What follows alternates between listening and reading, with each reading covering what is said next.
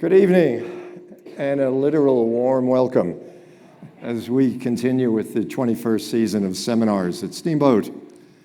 I'm Walt Abbott, Seminars Chair, and we are so pleased to present the third of our 5 public policy presentations this season. They range from emerging technologies in the environment to social justice and international affairs.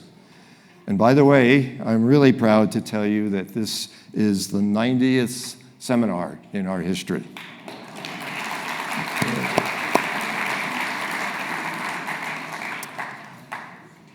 The Seminars Board strives to present seminars that shed light on key issues. Our lineup of expert speakers brings fresh perspectives that challenge our thinking and inspire our actions. But your presence here reflects your commitment to staying informed and engaging in critical discussions. The Seminars Board wishes to extend our deep gratitude to our sponsors, to all our sponsors, and all our volunteers who make this series possible. Your support here enables us to present these impactful presentations year after year, and all at no cost of admission. We do that with your donations, and we appreciate keeping us in your giving plans. We especially want to recognize this evening's seminar sponsor, the Shavy Family Foundation,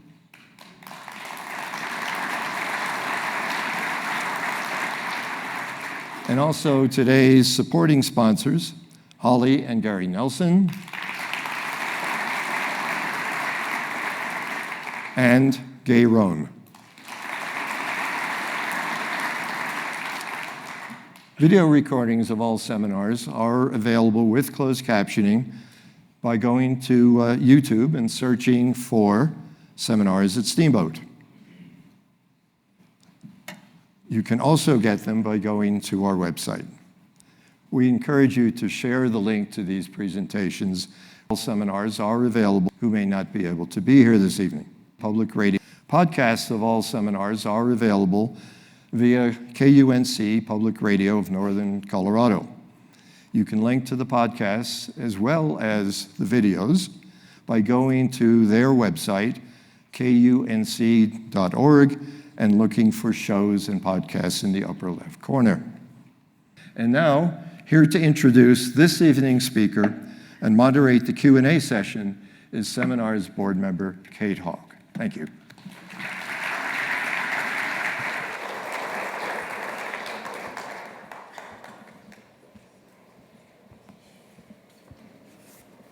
Good evening, everybody, and welcome.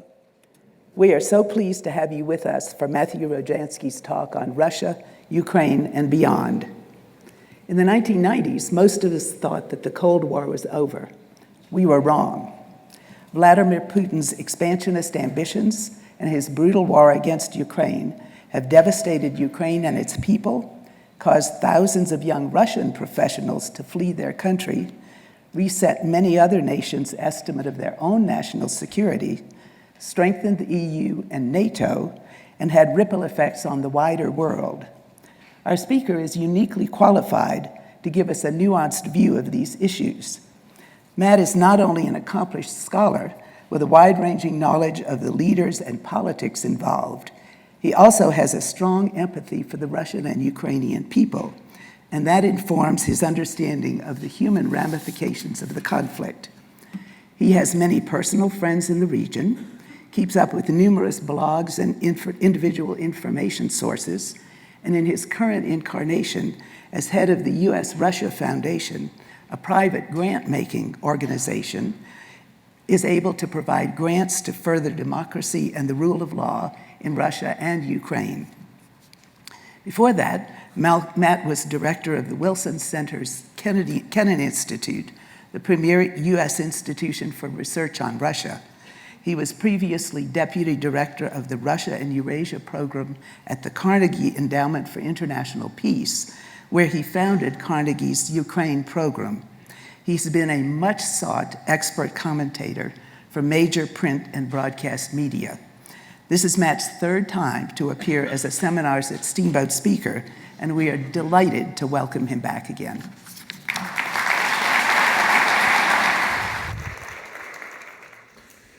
Good evening, everyone.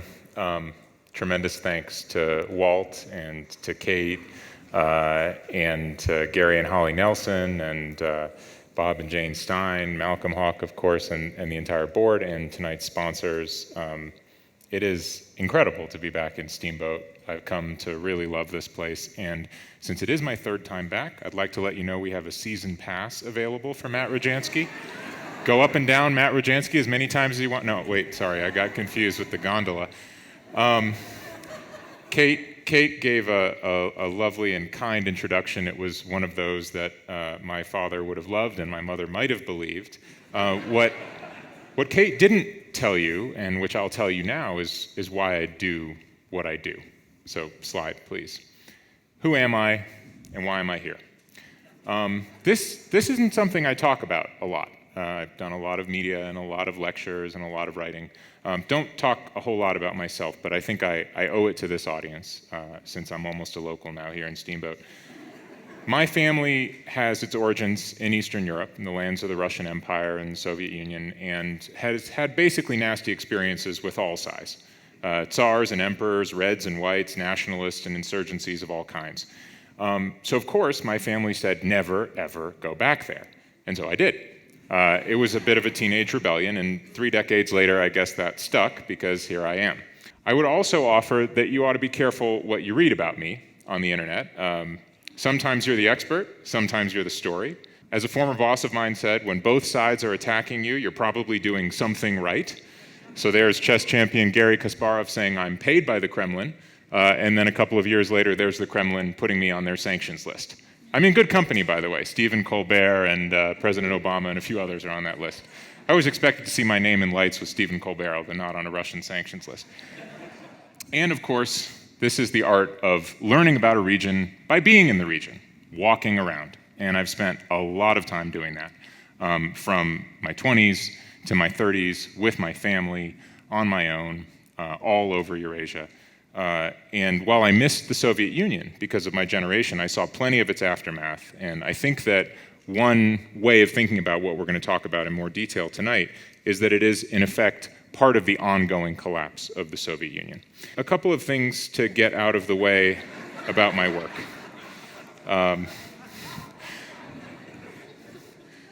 Next slide.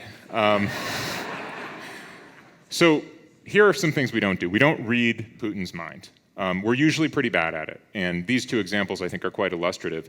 When George W. Bush first met Vladimir Putin in 2001, and he looked into his eyes and looked into his soul, and Putin told him this possibly apocryphal story about rescuing the cross from his burned down dacha and how important religion was to this man raised in the Soviet KGB, and Bush bought it and said that this was a man whose soul he understood and that he could be partners with.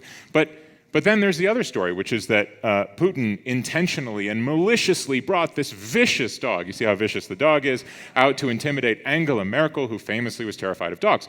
And this is also not widely known, but a colleague and mentor of mine who happened to have met with Putin not long before this actually talked about dogs with Putin. And she's a woman, and Putin revealed that he thought that the quickest way to earn the affection of a female guest was to bring out his dog and show how much he cared for his dog and so on. So just never assume malice when simple misunderstanding might suffice to explain. We're not very good at knowing what's in Vladimir Putin's mind, whether it's one thing or another. Next slide, please. We're also very bad at what I call the game of counting liver spots, right? Figuring out how healthy is he? How sick is he? When might he go? Remember, we did this back in the Soviet era. Didn't work out very well. And we are particularly bad at this game, which is predicting succession. I would tell you that your odds are equally good with this theory as with almost anything that an expert like me would tell you. And this is the bad hair day theory. It's hairy, bald, hairy, bald, hairy, bald. We're on bald right now. So it stands to reason that I could be the next leader of Russia. as long as I keep this stuff. Another thing we don't do is we don't do essentialism, right? The stuff that you hear all the time. Russians are genetically slavish people, or genetically dishonest, or imperialist, inherently so, or soulful, good, bad. Russians are Russians, they're people, right? We're people. There are people who are dishonest and honest and imperialist and anti-imperialist. Russians are people. And facts are facts, right? Like it or not, Russia is, at present, the only other state in the world, besides our own, that has the capability within 1 hour of ending life on this planet as we know it. And that, of course, is if the leader of Russia decides to use nuclear weapons, which only he can decide to do. With an arsenal of over 6,000 of them, this is a fact that we must take into account. It's a stubborn fact. Russia also isn't going anywhere. It sits astride 2 continents and 11 time zones.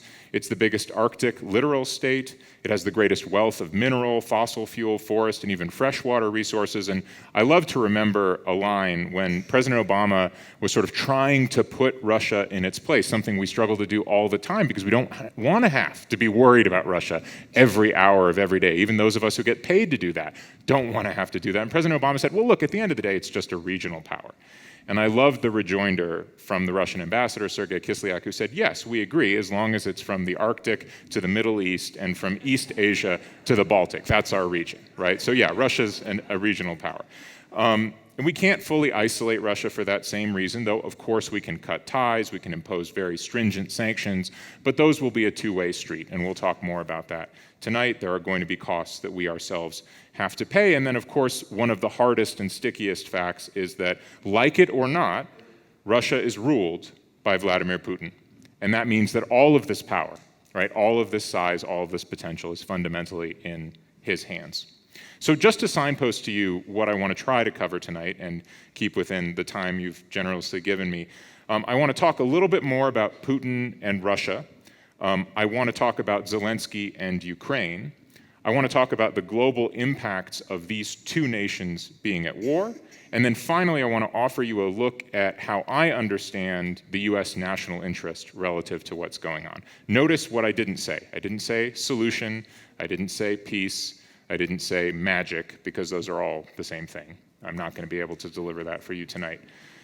So let's start, next slide please, with Putin and Russia. Who is this guy? You probably have all heard at some point or other that he was born after World War II in St. Petersburg, so the legacy of the siege of Leningrad, the horrors of the millions killed in World War II, was a very heavy and significant part of his childhood, just as it was for others growing up there. Members of his family, his own older brother, whom he never met, were killed in the siege. He decided early on in his life to join the KGB. He was, among many other things, he did have a role in KGB counterintelligence. He's a fairly sophisticated guy, whether you choose to describe him as a failed KGB officer or a modestly successful mid-level officer. He had KGB training and he knew what he was talking about. After the Soviet collapse, he comes back from East Germany, where he had been stationed in the 1980s, and works as deputy to the mayor of St. Petersburg, Anatoly Sobchak, who then proceeds to lose his next election.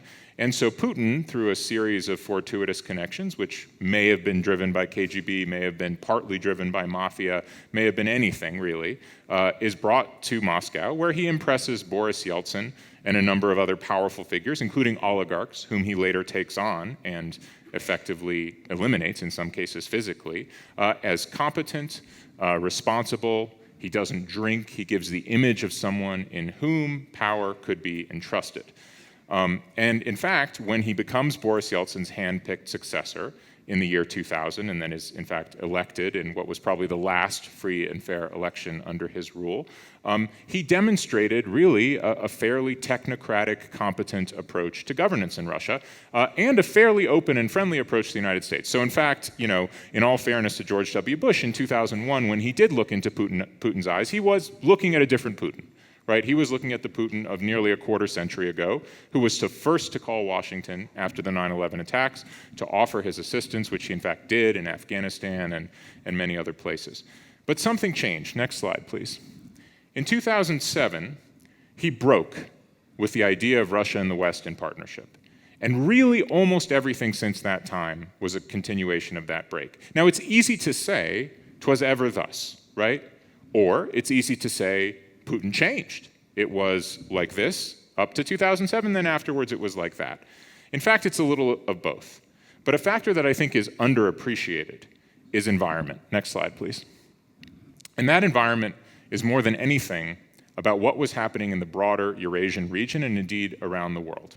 It was a series of democratic uprisings, democratic revolutions, in some cases successful, in some cases unsuccessful, in some cases temporarily successful, which shaped an atmosphere in which Putin viewed the future of his own regime as being linked to what he saw as largely American-backed efforts to foment revolution from below.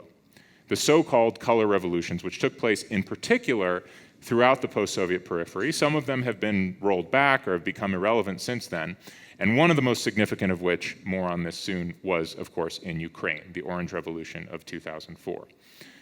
So by the 2010s, Putin is experiencing this kind of paranoia that we are coming for him. We are coming for his regime. And he hooks onto that quite a lot of policy initiatives, whether it's opposing the American writ geopolitically, right, trying to lead an alternative to the United States, trying to counter the United States' so-called active measures to try to bring the fight to the United States, right? This is the so-called, you can do it to us, well, look, we can do it to you too, in the elections and so on. And then what really changes, because I have to get us up to the present day, you all know what's coming next, right? I don't want to spend half an hour just getting to the start of this war. Why would a man who had been largely rational, and whether you agree or disagree with the choices he made, and I think most of us would disagree, he was at least rational about self-preservation. Why would he do something as catastrophic as invade a country as unprepared and as uninterested in being occupied by the Russian army as Ukraine was? And I think the single biggest reason is this: pandemic isolation. Vladimir Putin is not someone who reads the internet.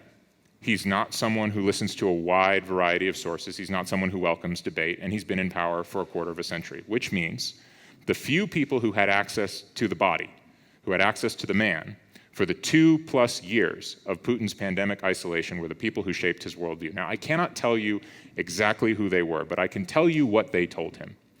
They told him, and this was information that flowed to them from people who were interested in providing this information. They told him that Ukraine was a place where the Russian military would be welcomed with flowers, with bread and salt, and the Ukrainian people would join in helping to remove their Western-backed, nationalist, Nazi, fascist government. This was the narrative, and that Putin could essentially establish his rule simply by marching into Kiev. That's what he was told. That is the only, I say that by process of elimination, that is the only rational explanation for why he did what he did. Otherwise, we have to conclude the man is simply crazy, right? And there are very few other things that he's done that appear to be simply crazy. So I think what he did was he created a vacuum of information.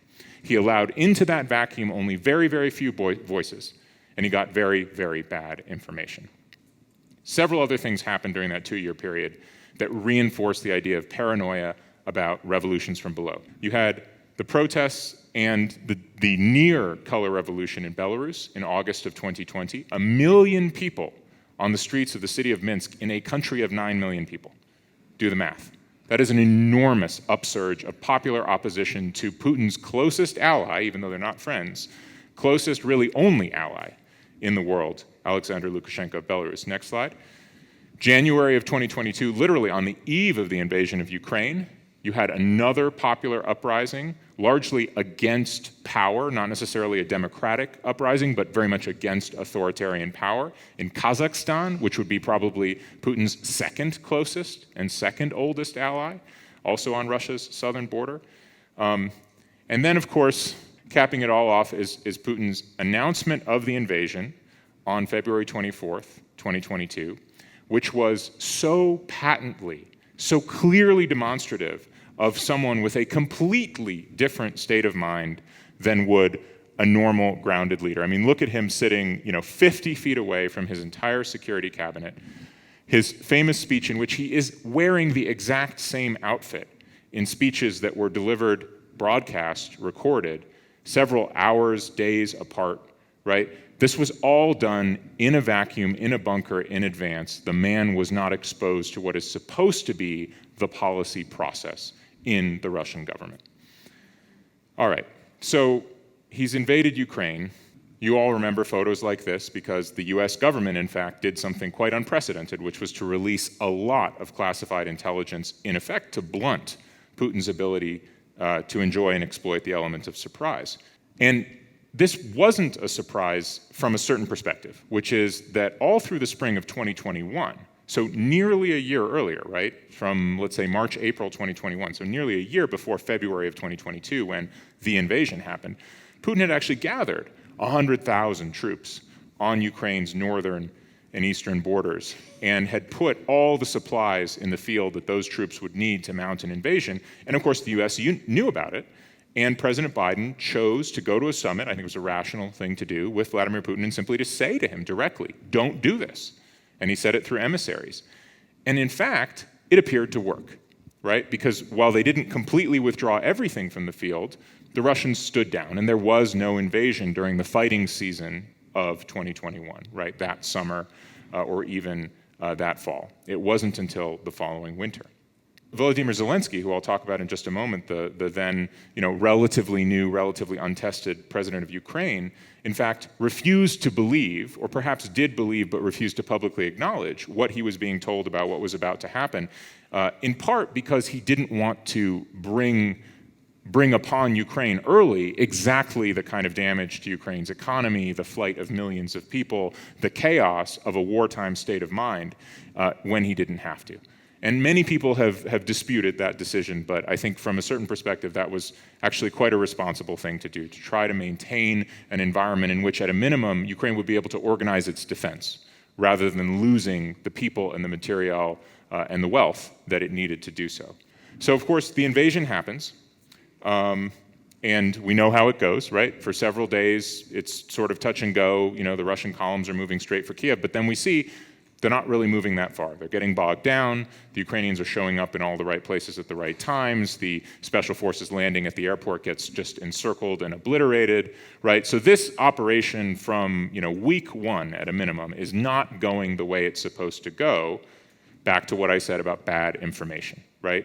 These were tanks and trucks and armored personnel carriers and troops on foot who went in with 3 days of food, not 3 weeks of food, and with supply lines that were not prepared for the kind of extended fighting that they had to do in the wintertime, and with the expectation that they would be joined by and supported by Ukrainian collaborators at a much higher rate. They did have some.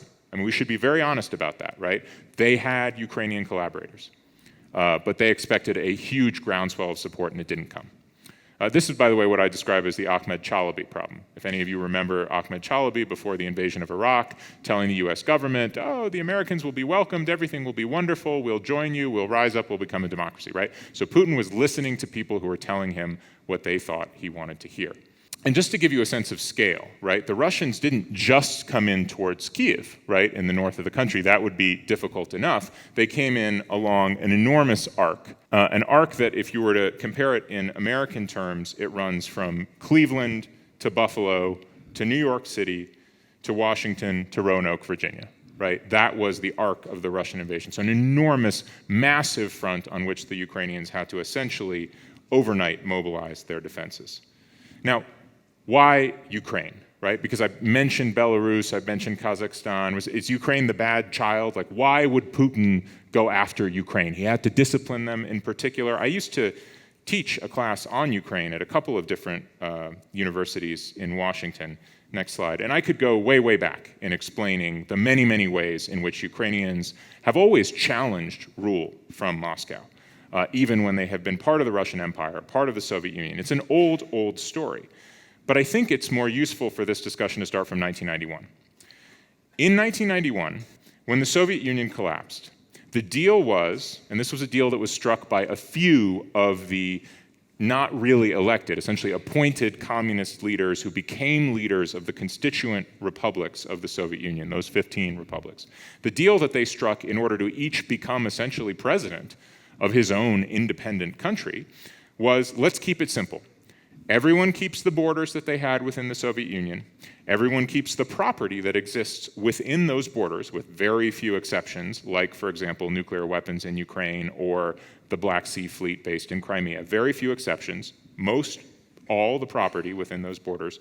And Russia succeeds the Soviet Union in terms of international debts, but also international reserves, embassy properties, and so on. That was the basic deal. And the Ukrainians accepted that deal, and the Russians at that time accepted that deal. But there was this problem of the Soviet nuclear arsenal, which was very heavily deployed in Ukraine, because, of course, Ukraine was facing the bad guys, us. And so in 1994, and actually throughout the 1990s, the Ukrainians struck a bargain with us, with Russia, and with the other permanent nuclear weapons powers. The most famous moment of this is 1994 in Budapest, the so-called Budapest Memorandum, which you've probably heard of. And the idea there, as I say, is an assurance is apparently not a guarantee. The Ukrainians received assurances that their sovereignty would be respected by all of these nuclear powers, including Russia, in exchange for which they gave up their nuclear weapons, sent them, in fact, to Russia, filled in the silos, destroyed the launchers, the strategic bombers, etc. So Ukraine gave up a strategic nuclear deterrent. Now, it's a little more complicated than that. The reality was, as many experts at that time and since have explained, had this country that suddenly was independent and that lacked the entire supply chain that was in Russia and other parts of the Soviet Union for maintaining that nuclear infrastructure. Remember, this is the country that had just experienced Chernobyl in 1986. Had they kept those nuclear weapons, there was a very high risk of there being an environmental and human disaster having to do with inability, just in those circumstances, the chaos of post-1991, to maintain that nuclear arsenal. And in exchange, they actually got quite a bit of assistance, principally from the United States, in order to rebuild and transition their economy, though no one should have any doubts it was a very difficult period. And that difficult period of the 1990s, you could argue, next slide, culminated in the critical year of the Orange Revolution, 2004. This is when the Ukrainian people rise up and throw off this sort of corrupt, post-Soviet, kind of warmed over communist apparatchik leadership by turning out in the streets and bringing in a pro-Western democratic government. This is Ukraine's first color revolution. This is when Putin starts to get very, very nervous about what is happening in the biggest and in many ways closest country to Russia, the one to which many Russians have direct personal and family ties, have lived in, have done business in. If a democratic revolution of this kind can happen in Ukraine, what could happen in Russia? One of the goals of Ukraine's new democratic government after 2004 was to join NATO, and they asked many, many times. You think they're asking a lot now, they asked a lot back then as well. And the answer at the Bucharest NATO summit of 2008 was yes, sort of. And that was a yes without a timeline, a yes without a process. And it was a yes that ultimately was not only unsatisfying, but very, very dangerous. It was a yes to Ukraine and also a yes to Georgia, another post-Soviet republic in the Caucasus that didn't have any shared borders with NATO and is separated by the Black Sea, but nonetheless wanted in and had its own democratic color revolution. And as a result, I think, of that declaration, of the signaling that the West, in fact, wanted to bring Georgia in, but wasn't going to do it right away and wasn't going to offer any protection. Putin goes into Georgia in 2008. Complex circumstances, there was certainly shooting on both sides.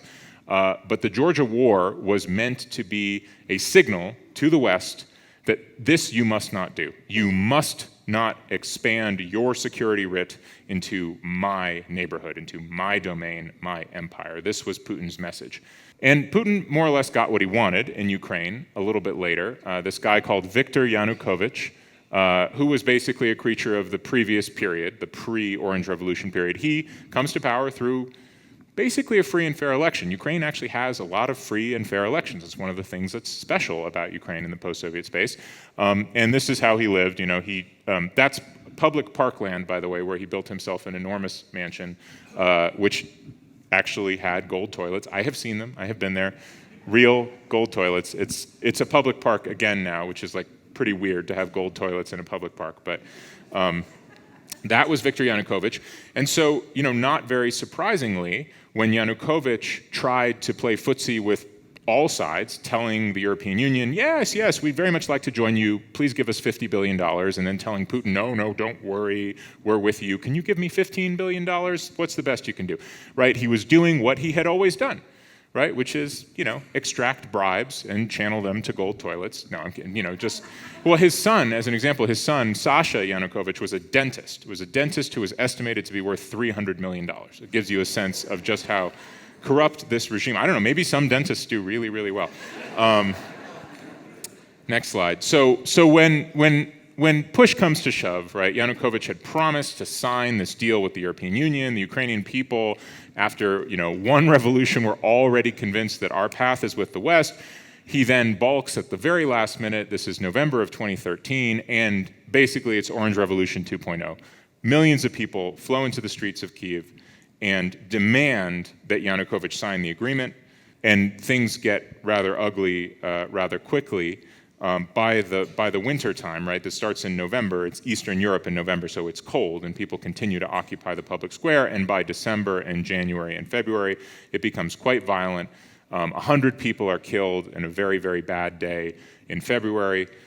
Bad things seem to happen in Ukraine in February. The so-called Heavenly 100, right, these are the first kind of martyrs, if you will, of Ukraine's second democratic revolution. And then that same month, Putin sends these guys, the so-called little green men, remember them? Or polite little green men, as the Russians like to call them. These are basically Russian troops. It's obvious they're Russian troops. They speak, Russian, and they don't have any insignia on their shoulders, but they're carrying Russian weapons and riding Russian vehicles.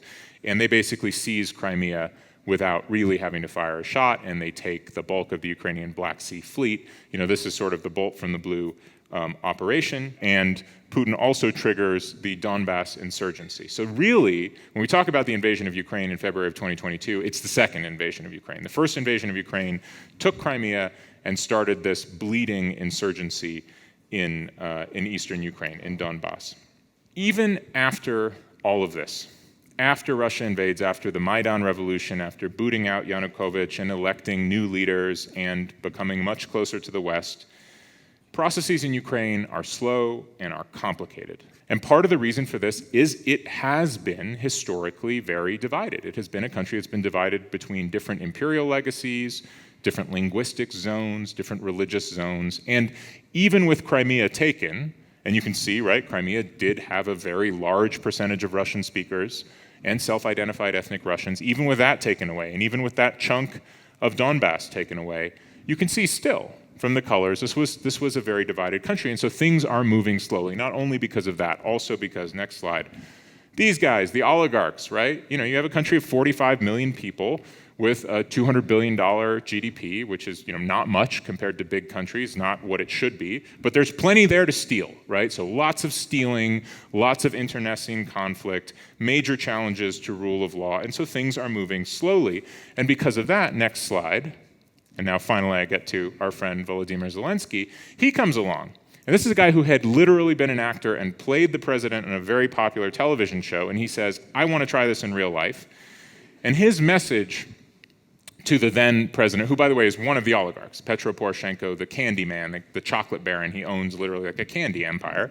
He was president at the time, after the Maidan Revolution, after the Russian invasion, and he's not doing anything. And Zelensky's message is, I am not your opponent, I am your sentence, right? This is like a kind of anti campaign.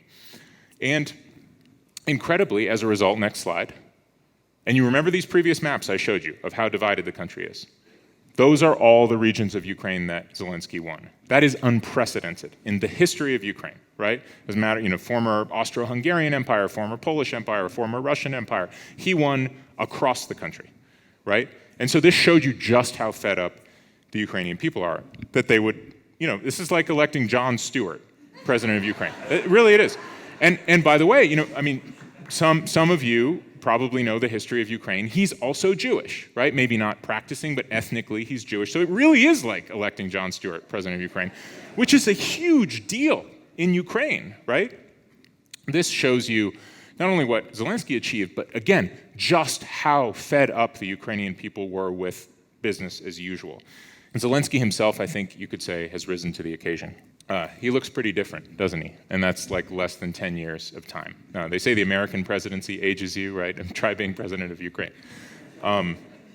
Look, Zelensky proved that he could pull a Ronald Reagan, right? He could be an actor who becomes a politician. He's consciously emulating Churchill, and I think we all hope that he succeeds in winning the war as Churchill did. But I think the challenge that Zelensky has is, can he be Ukraine's George Washington, right? Can he also win the post-war? Can he win the peace? That is a much bigger challenge for all of the reasons I mentioned before and which we can talk about later. Let me turn, I promised in my signpost that I'd talk about the wider world. Why should we care about all this? Like, I think it's fascinating. I care about the people there. I've spent a bunch of time there. Well, like, why should all the rest of us care? European security tends to impact global security. 2 world wars have started in Europe, and they started from exactly what's happening right now. Dreams of rightful living space, dreams of rightful imperial hinterlands, twisted nationalist narratives that have led to bloody and brutal generations-long hatreds. That's what's happening right now. And that has dragged the world into war twice within the last 100 and change years. Post-World War II was the most peaceful time, largely because Europe has been at peace.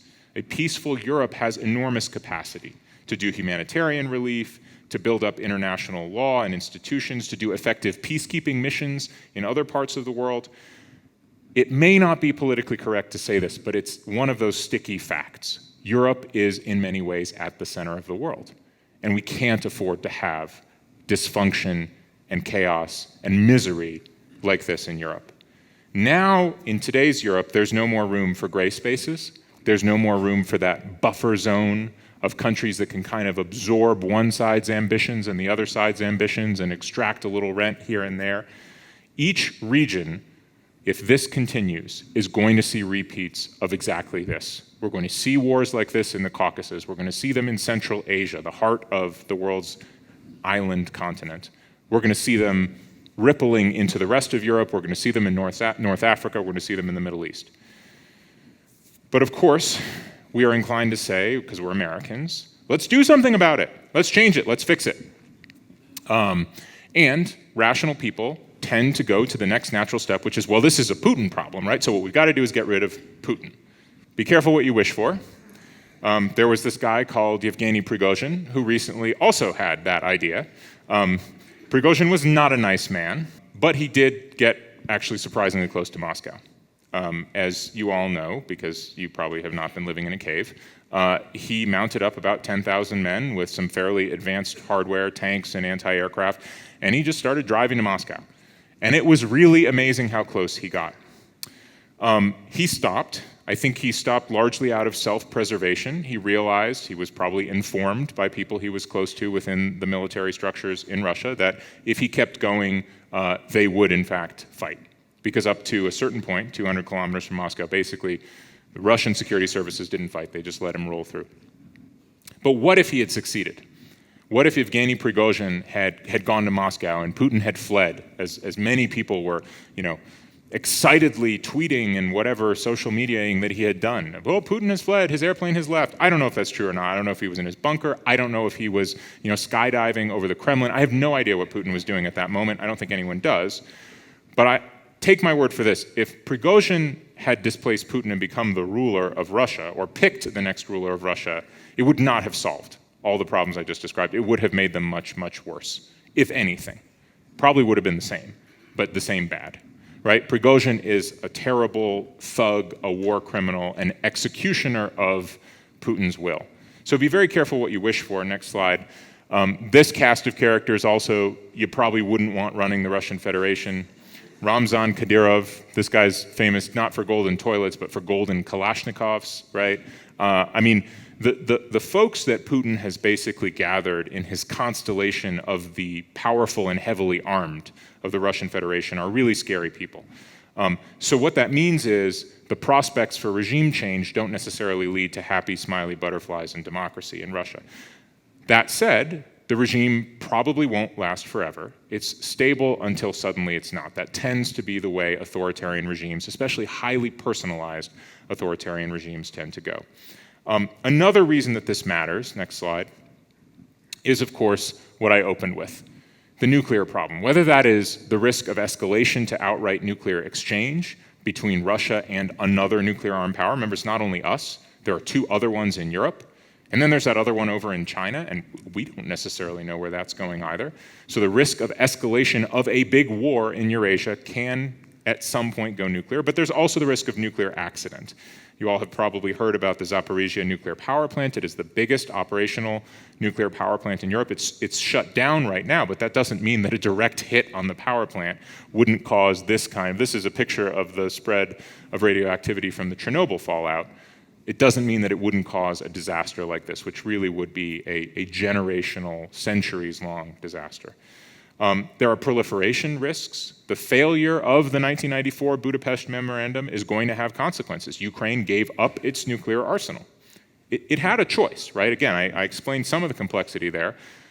Why would other countries in the future that have a choice, that could pursue nuclear weapons and have that powerful deterrent, or give them up in order to be, nice, good, well-behaved children in the international system, why would they do that when they look at the example of Ukraine? Why would Ukraine itself, which is a highly sophisticated, scientifically advanced, industrialized nation, why would they not secretly develop their own nuclear weapon? Right? Israel has done it. So I think the proliferation risks coming out of this conflict are of global significance. I mentioned China. I almost feel like I don't have to explain this, right? Xi Jinping is watching.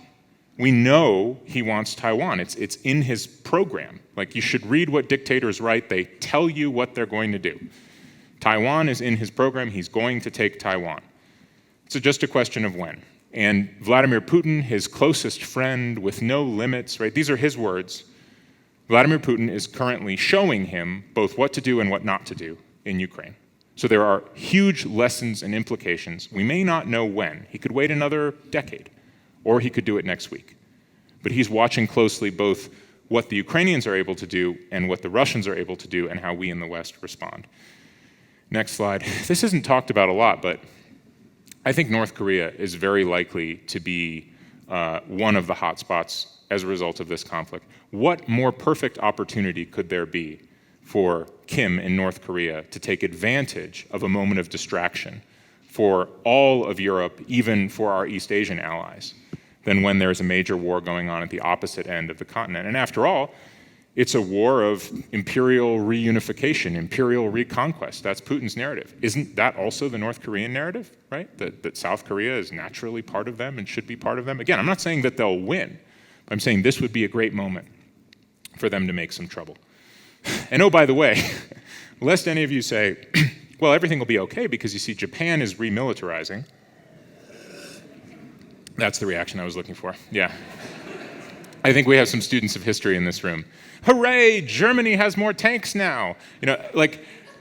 Yes, in this particular context, at this particular moment, good. But I'm not thrilled by the idea that there are more European countries that are spending a bunch more money and buying more weapons, right? Including Germany, the country that started those two world wars that I talked about before, and Japan, which has not a great history in East Asia. So that's the moment that we're at. That's what I mean by the disappearance of gray spaces, right? You're with us or you're against us. This is a moment of testing and conflict and very, very high risk in the world.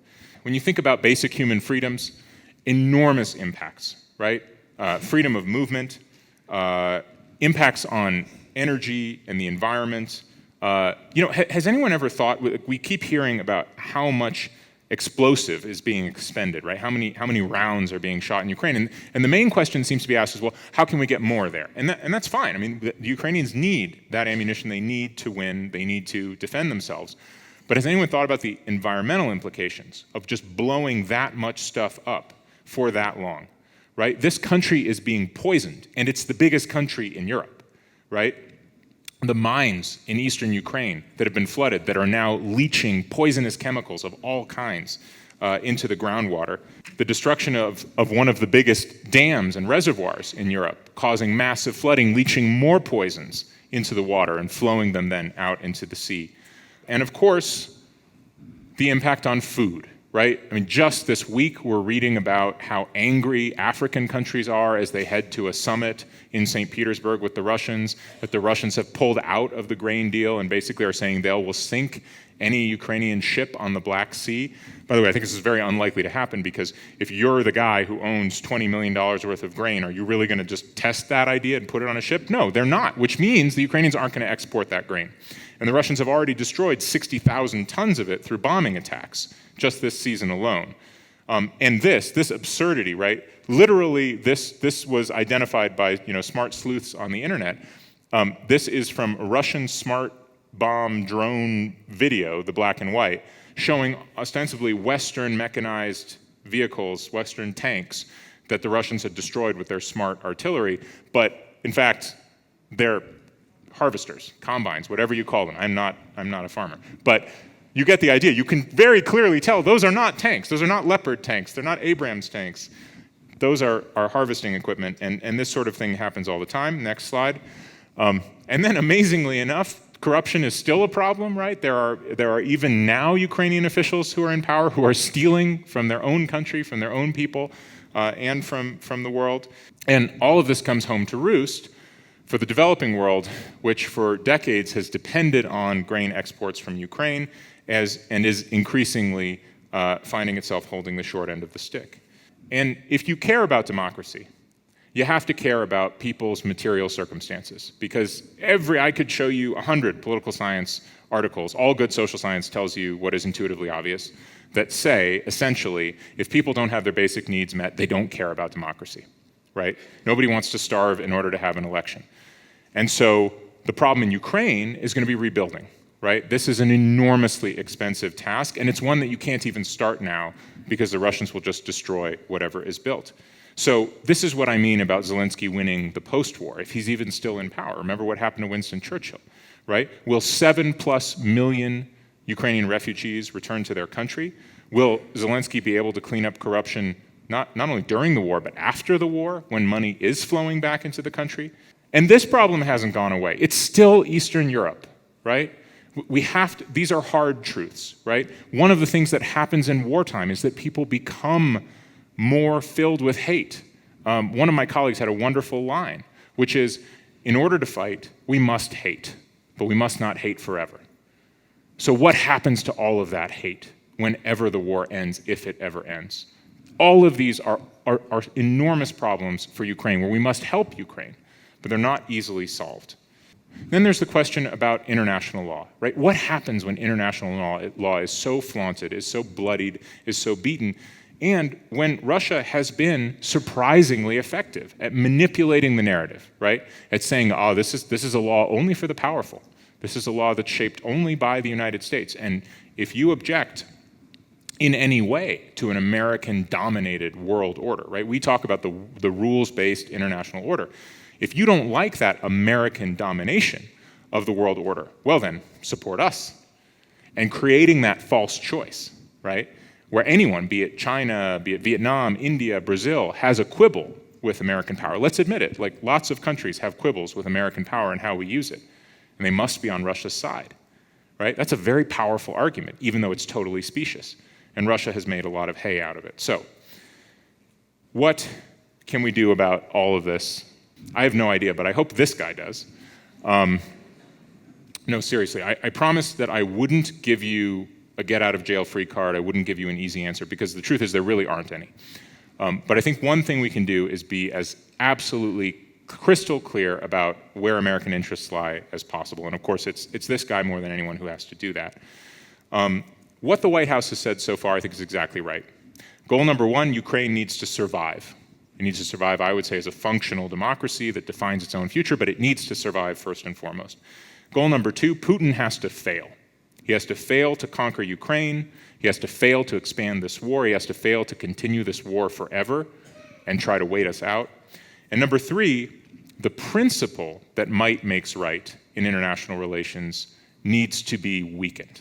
The Chinas of the world need to see that you can't just force an outcome by having more guns.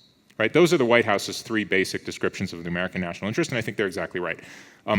I would add a couple more. I would say there needs to be accountability for Putin, and there needs to be an opportunity for the Russian people to choose a better path. This can't just become a zero sum where Putin losing means that all of Russia, that the Russian people forever are losers, because then there will be another war. They will fight again, they will invade again, they will rise up again.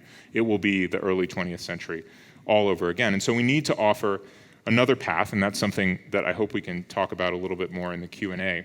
And I also think we need to try very hard to prevent the worst outcomes. That's why I talked about the risk of nuclear escalation. A lot of people, I think, correctly say that has been managed. It's not likely to happen, but it's not zero probability. So we have to think very carefully about each step that we take. And again, I think that the US government's been reasonably good at that. And we need to make sure that Ukraine wins the peace. I talked about corruption, I talked about rebuilding. That means that we in the West, we have the money, we have to understand what the costs are going to be. And they're going to be long-term costs. It's estimated that rebuilding Ukraine is going to cost about $1 trillion, and I personally, I think that's probably an underestimate. This is a country that had a kind of undervalued GDP before the war of about $200 or $250 billion. Everything's been obliterated, something like a fifth of the population is either internally or externally displaced. I think this is going to be a trillions of dollars proposition, and by comparison, the vaunted Marshall Plan was $200 billion in today's money. So we're talking about, nearly an order of magnitude more than the Marshall Plan, something on the order of what we spent, frankly, in Iraq and Afghanistan, which, maybe the average American didn't notice. So maybe we can do that. But we have to have the clarity of purpose. We have to be motivated to do it. Next slide. And lastly, let me try, if I can, to bring this home to all of you. I know pickup trucks are popular here in Colorado. My kids who came with me insisted that we rent a giant pickup truck, which I had a lot of trouble parking in the parking lot. What can we all do? We need to be active and informed citizens. We need to ask our elected leaders the hard questions. We need to not always bow to consensus and rely on wearing our positions on our sleeve. Silly bumper stickers don't really help anyone. We stand with Ukraine. Why do we stand with Ukraine? For how long? At what cost? Right? Those are the questions we all, each of us as individuals, need to be prepared to answer and not just wait for our leaders to spoon feed them to us.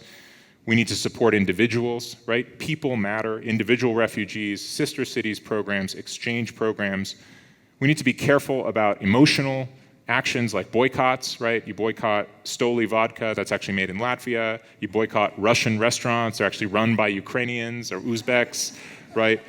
If you meet a Russian here in the West, here in America, here in Colorado, here in Europe, I can almost guarantee you that that Russian hates Putin way more than you do, right? So we need to be human about all of this. And lastly, keep informed. I recommend if you didn't turn off your camera completely, you can take a little snapshot of that screen.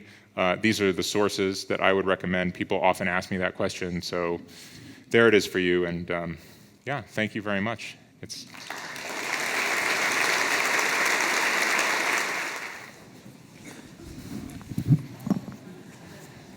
Okay, well, you've obviously stirred up a lot of questions, so we'll get through as many as we can before the closing time. Considering that there is no realistic chance of Russia conquering Ukraine, and would you agree with that, why do you believe they continue to prosecute the war instead of just declaring victory and leaving? That's a great question. I wish I could be 100% confident.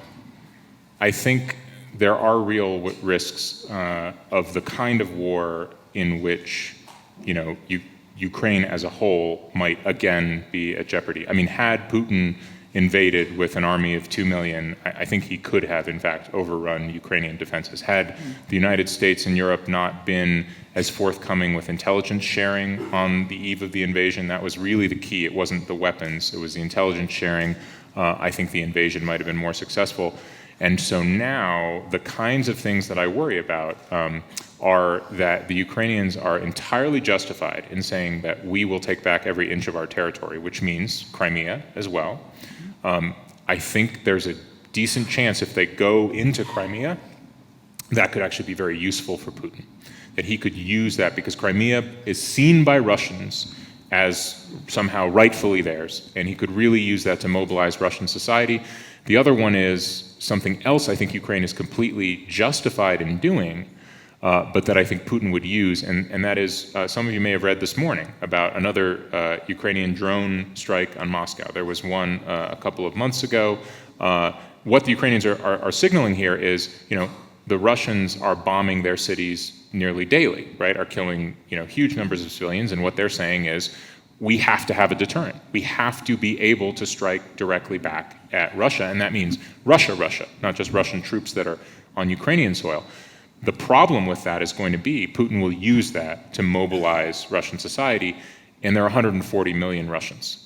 And a fully mobilized Russian society that is fully mobilized to attack Ukraine worries me about what it could achieve, even with the maximum amount of Western support. So yes, I'm worried about that.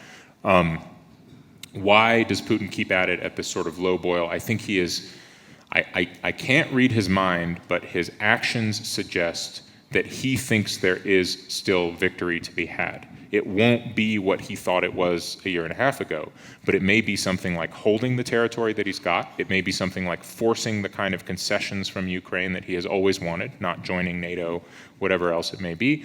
And I think the other possibility is that he thinks he can wait us out. And he may not be wrong about that, right? I mean, attention spans for this type of far-off conflict are famously short in wealthy democratic countries where the voters get to decide what happens next. And I think that Putin has a pretty negative view of the average American and thinks that he can wait us out, that we'll get lazy and complacent. Okay. And combining a couple of questions, do the majority of Russians believe that the war in Ukraine is justified? And is there any level of unrest that threatens Putin in any way inside Russia? So the answer to the second question is not right now, but there easily could be. Authoritarian regimes are always stable until they're not. I can say more about that in a moment. In terms of where public opinion is, I track this as closely as anyone can. You always have to remember about opinion polling in an authoritarian country that you take everything with a grain of salt, right?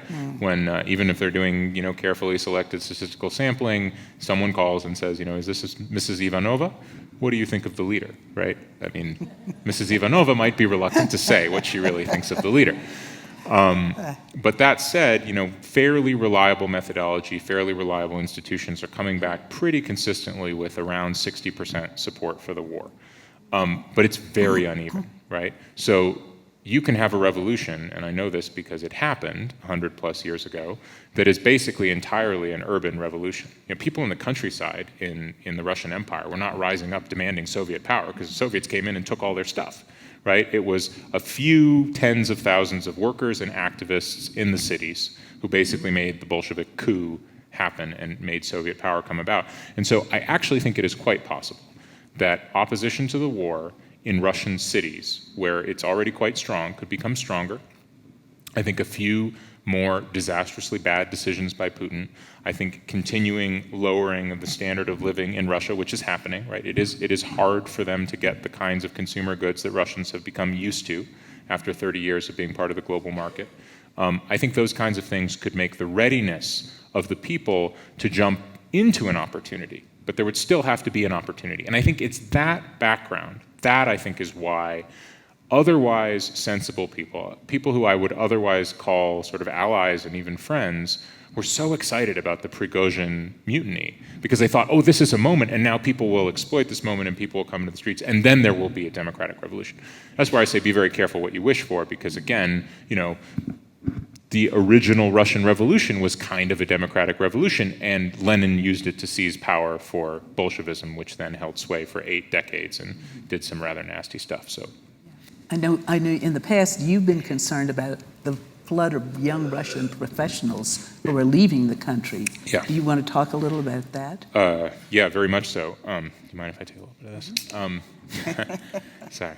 So yeah, this is a huge priority for the U.S.-Russia Foundation, where I have the privilege of working, and it is a huge priority for me personally. I mean, I will simply say people to whom I'm very close have left. Not all of them. Some who have stayed not because they support the war, but because they feel they have to stay in order to prevent the regime from doing worse things internally and hurting more people. And I think that's a very fair case. Those who have left, I think, need, first of all, our understanding and our acceptance. We cannot treat these people as if they're representatives of a guilty and evil nation. And when I say we, I want to be very clear about this. I'm talking about Americans. I'm talking about Western Europeans. I completely understand. Like my colleague said, Ukrainians have to hate. They have to hate or they can't fight. They can't hate forever, right? At some point this has to end. But I think the rest of us, I think we just have to be understanding of humanity on a human level. If any of us found ourselves caught in that situation, we would flee. We would protect our children and our families. So first of all, we have to understand them, we have to welcome them, we have to give them safe harbor whenever and wherever we can. Then I think we have to recognize their potential, because what's different about a lot of this generation is it is a generation. It's young people, it's highly educated, highly well-informed, technically skilled. A lot of them are entrepreneurs, a lot of them are IT, outsourcing type of people who work with Western firms already. That's why they're well-informed about the world. They're not living in a village somewhere in Siberia. These are people who have enormous potential to change the future of Russia, but not if they end up driving taxis, in wherever, France, Germany, the United States.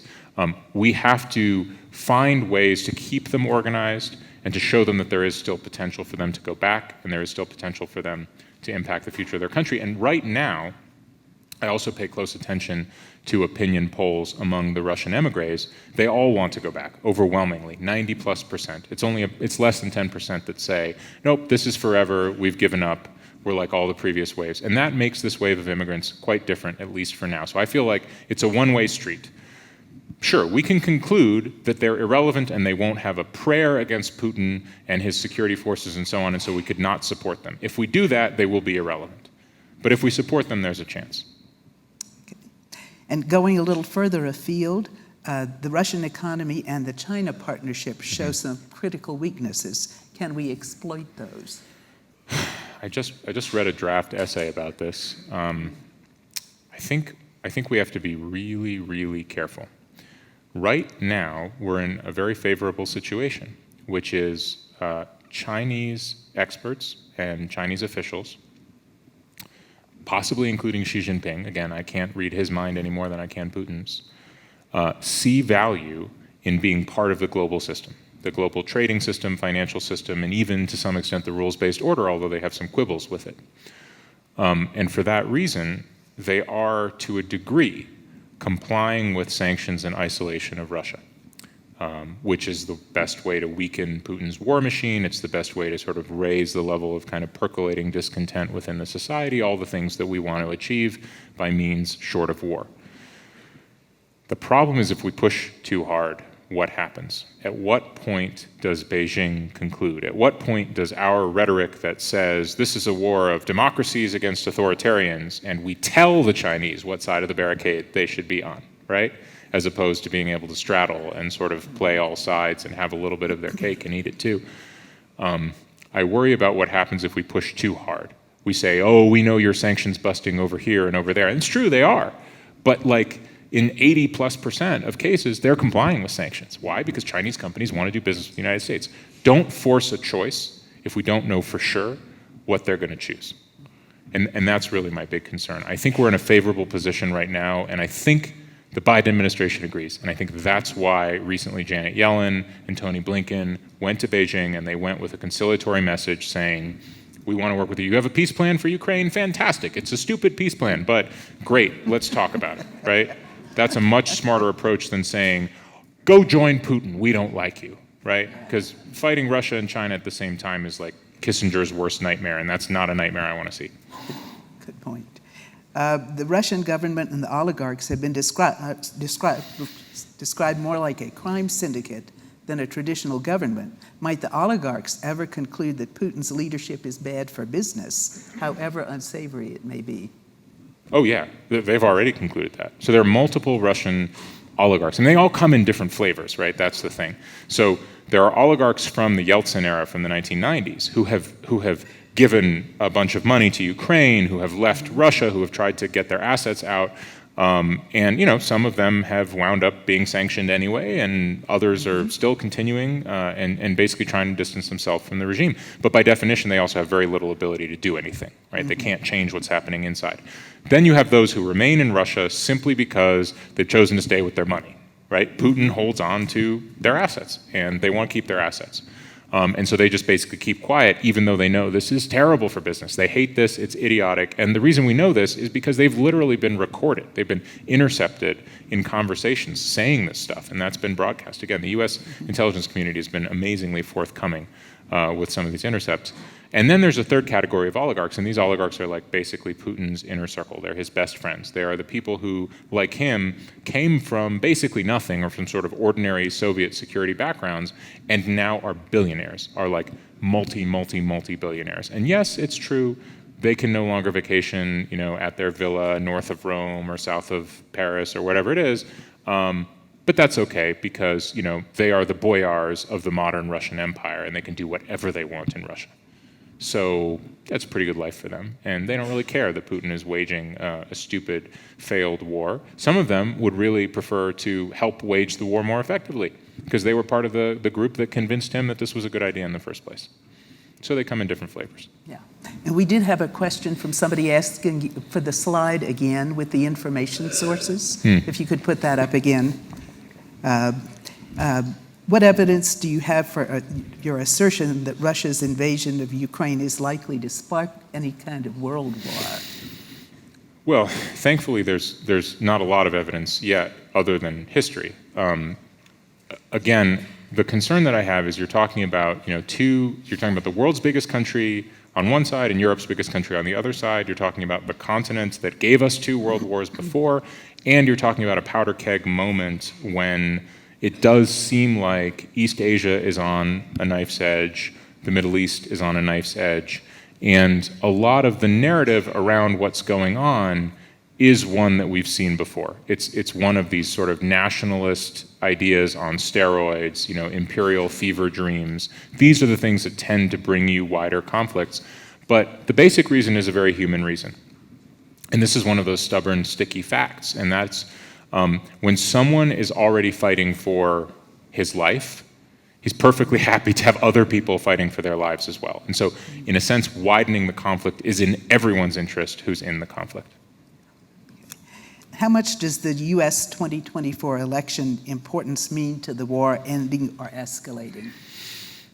Well, a lot of that depends on what happens in the election. I don't think. So in general, and I could imagine maybe there are other questions out there about the role of different American leaders and different American political parties vis-a-vis Russia and Ukraine. One thing you just have to take my word for is that U.S. policy hasn't changed radically from Democratic to Republican administration, from Congress to Congress. Yes, a lot of rhetoric and a lot of the U.S. political debate changes, but raise your hand if you've ever heard a politician say something that he or she then doesn't do, right? So there's a lot of debate about, well, we shouldn't be spending all this money on Ukraine, we should spend it on veterans, whatever, right? But, that's politically useful to the people who are saying it. It tends to be that when push comes to shove, when there are votes in the Congress to either authorize or not authorize assistance, it's overwhelming and it's bipartisan, which makes me think almost anything that happens in 2024 isn't going to change policy on the ground. What will change is perception. So, Ukrainians can be forgiven for being worried that Americans will be less forthcoming with our support, if people who have said they want to be less forthcoming are elected. But I discount that by quite a lot. Okay. Do you think that the current lack of success of the Ukrainian offensive will have an impact on outside support for Ukraine? That has been said many, many times. And I think it depends very much on what you believe. You notice not one pitch that I gave for why we need to support Ukraine and why Ukraine needs to survive and prevail was they've got the wind at their back. I never said that. I never said because they're better fighters than the Russians or anything like that. Look, they could be losing right now, and I'd still make the same arguments about why we need to see Ukraine survive as an integral democratic state that controls its own destiny and why Putin needs to lose. That's asking a lot. That's an enormously tall order. It's a lot easier to say, root for the Super Bowl champions, right? Root for the winners. I never liked that narrative because I don't think it's realistic. I think it's very, very hard to dislodge. I'm not a military scientist, but what is it, a 3-to-1 advantage that defenders have, something like that? It's very hard to dislodge a massive army that's been dug in, and that's the task that Ukraine has before it now. And you remember the map I showed you of just how enormous this front is, right? It's not, a small war. It's a huge war. And Ukraine at the same time, while they have gained experience and motivation and hardware and financial assistance, they've lost people. They've lost, literally tens of thousands of their best and most experienced fighters, and they've lost millions of their potential military recruits because of internal and external displacement of the population. So this is a tough hill to climb. Right. Two questions related, and I think it's about time for us to finish up. One is, how have your own views on Russia and Ukraine changed over the course of the war? And then, somewhat related to that, what is your vision for the U.S.-Russia Foundation going forward and what you can do to help? Yeah. So the single biggest change in my views has been that at least right now, I don't think we can achieve much through negotiation. I'm someone who would have and did sacrifice a lot to fight for dialogue and diplomacy and negotiation. I don't like to have to admit this, but I don't see how it changes anything with the state of this conflict. And one reason that's particularly hard for me to say is because I feel very close to the people who have tried to do what I have tried to do on the other sides, the Ukrainians who've tried this, the Russians who've tried this. And what I'm effectively saying is, well, it doesn't matter what they do, now they just need to put on a uniform and go fight and die. And that's a pretty horrible situation, but I think that's the situation, and my views on that have changed because I think reality has changed. With the U.S.-Russia Foundation, I believe, of course I have 12 bosses, I work for a board, and what matters a lot more is what they believe. But I believe that we have a historic opportunity right now to support the future of a democratic, civilized, rule of law society in Russia. It's something that millions of Russian people want. It is not meaningful to offer a survey to a country of people who are, to a large degree dependent on state propaganda. Their jobs are dependent on the regime that increasingly controls the economy. It's not a free market in Russia anymore. That's something, obviously, to which the foundation is committed, bringing a free market back to Russia. And I believe now is not the time to abandon that cause, to say, this is unimportant or relative to other things we could spend our money on, this doesn't matter, because I think the United States is still the single most important actor in the world. The moral weight of what we choose to do and what we say we care about matters enormously to inspiring others to take action. There was the question earlier about what to do about Russian exiles, about people who've left Russia, brought to my mind this New York Times series that looked at Russians and Ukrainians who made it to South America and Central America and went overland, the whole Darien Gap, that whole story we read about with economic migrants and refugees from Latin America. Well, tens of thousands of Russians and Ukrainians did this. And there was one story that I'll never forget because it was about, a sort of 30-year-old Russian couple that had made it to the border and then was picked up by, border security, as happens. And the husband found himself in a jail, in a cage in Louisiana, and is brought before an immigration judge and asked to pay something like $40,000 bail, which of course is like, an unheard of amount for them. And the reaction, quite understandably, of his wife was, if we'd wanted to be locked up and had bribes extracted from us, we could have just stayed in Russia. So part of our duty, it's something that's very, very hard to do right now, it is to try to deal with the bigger picture, systemic and institutional obstacles to creating an environment that supports Russians in exile, Ukrainians in exile, people who want to change the future of this region, and not just pushing them down the path that everyone else who comes to America or to Europe ends up following, which Lord knows is a pretty attractive path. Yeah. Thank you, Matt, for your expertise and for your humanity.